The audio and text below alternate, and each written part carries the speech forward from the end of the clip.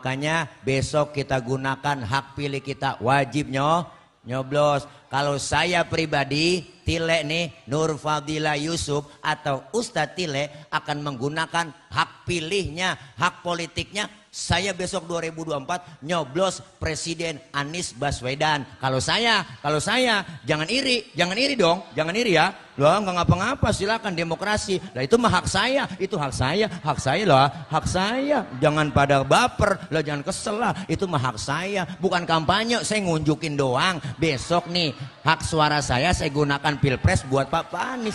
Itu saya.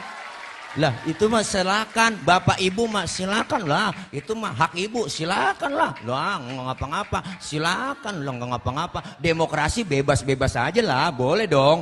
Cuman lu jangan benci pilihan gua juga nggak bakal benci pilihan lu, itu doang, ya kan, jangan ngatain dong.